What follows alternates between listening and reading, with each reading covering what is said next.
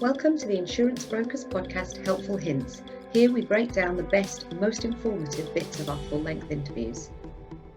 And of course, the FSA doesn't make it any easier because the word broker doesn't appear in FSA or FCA rules or the glossary. They regulate by activity type, not by what the firm is. So we've never had a definitive handle on how many of us there are, but we all have a sense that there aren't as many of us now as there were back in 2004 to 2005.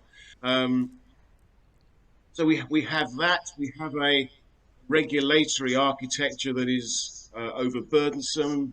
The regulator was built in the year 2000 under the Labour government to regulate the major institutions. And here we are, 20 years on from that piece of legislation, and the architecture of the regulator is still designed around the institutions.